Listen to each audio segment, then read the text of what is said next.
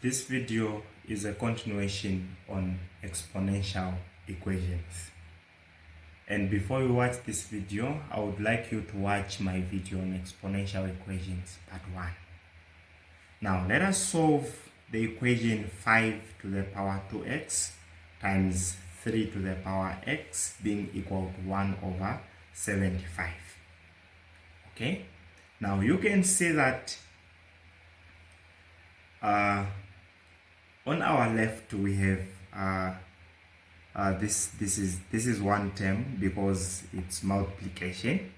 Okay, so we are multiplying two terms on our left.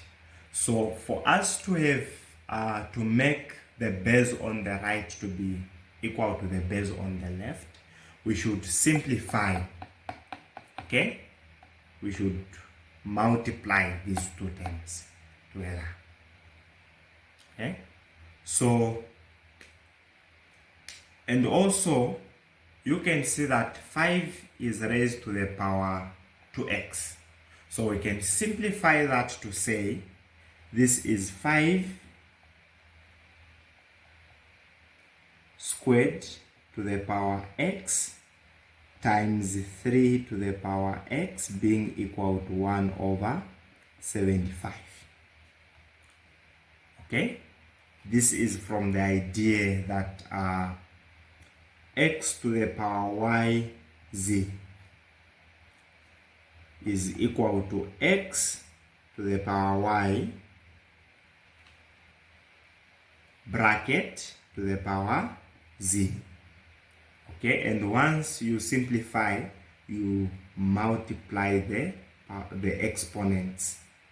You multiply the exponents, so it will be x to the power yz. Okay, so here we just separated. Okay, then we simplify. 5 squared gives us 25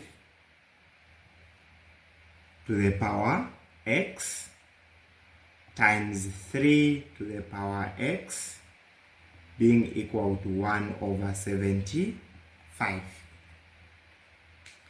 Okay, and you can see that this time we are multiplying two terms with the same exponent, 25 to the power x, 3 to the power x. Okay, for example, we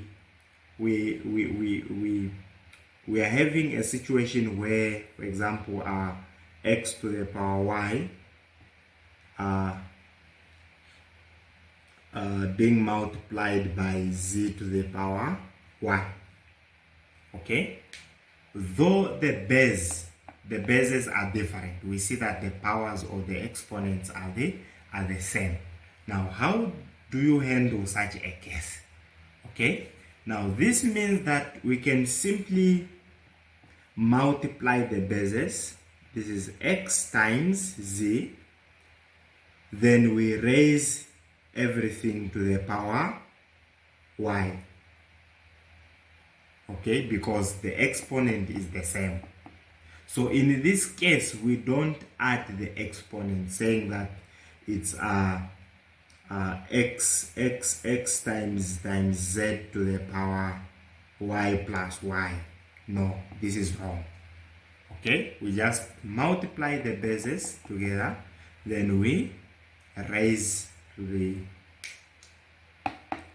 the exponent y, since it's the same. Okay, so this will be 25 times 3 everything to the power x being equal to 1 over 75. And 25 times 3 gives us 75 to the power x being equal to 1 over 75. Okay, now you can see that the base on our left is 75 and on our right we have 1 over 75, so we should have 75 as a base on our right also. Okay, so you can see that 75 here is the is the denominator of the fraction. Okay, so we should take it on top. Okay, and the idea is that once we take a factor from down to the top, the sign of its exponent changes. If it was positive, it becomes negative. If it was negative, it becomes positive. For example, when we have 1 over y to the power 3, okay, when we take it on top, this will be equal to y to the power negative 3 because the power was positive. Okay, so 1 over 75 will give us 75 to the power negative 1. So this will be 75 x being equal to 75 to the power negative 1. And you can now see that the bases are the same, 75, 75. Then we equate the exponents, saying that therefore x will be equal to negative 1. Okay, and that is the value for x. Now let us have our second example. Example number 2. We have the equation 5 to the power n squared minus 4 minus 125 to the power n being equal to 0. Well, feel free to pause the video and try to solve the equation on your own so that you see whether you get it correct. Okay.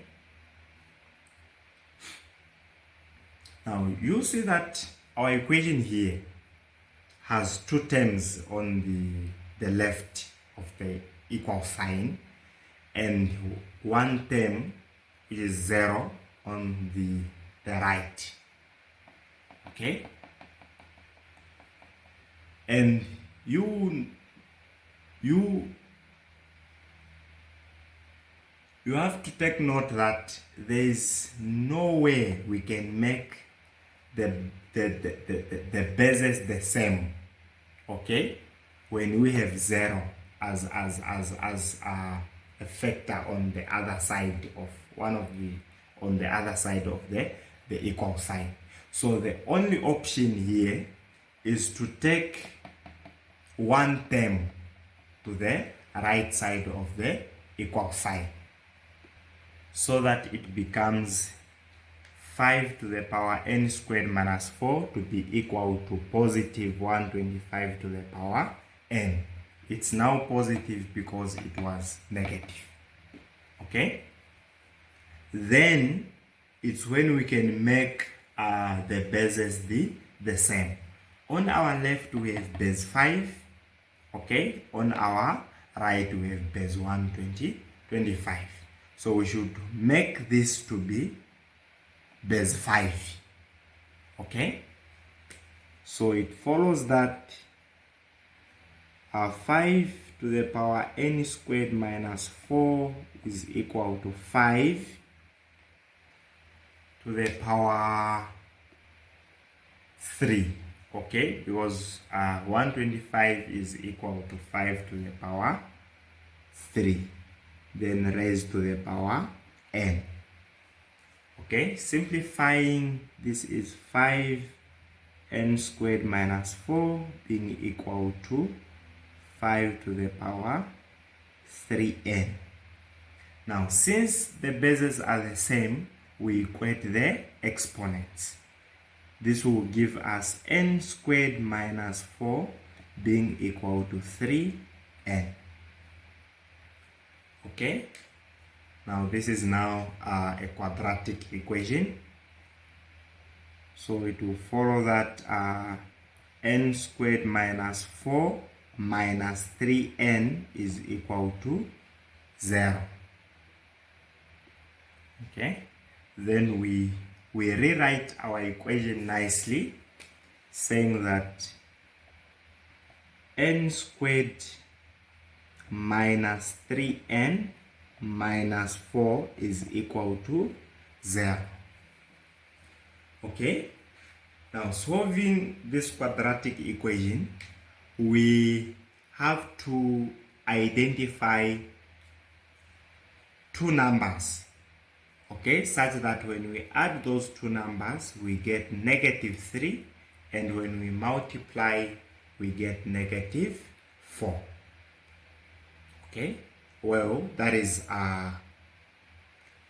positive 1 and negative 4. 1 plus negative 4, that is negative 3. So say that this is n squared plus n, 1n, minus 4n minus 4 is equal to 0. Now you can see that n squared is here, okay, and our negative 4 is right here, and negative 3n, we just splitted it into 2. It's negative 3n is n minus 4n. n minus 4n is negative 3n. So you can see that we did not change the value of our equation. Okay,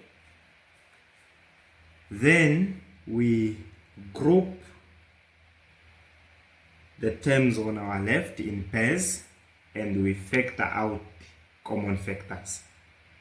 So this common factor here is n, will remain with n plus 1. Here it's negative 4, will remain with n plus 1. This is 0. Okay, n plus 1, n minus 4 should give us 0. Then this tells us that n plus 1 is equal to 0, or n minus 4 is equal to 0. N will give us negative 1, or n will give us positive 4. And that is how you solve exponential equations.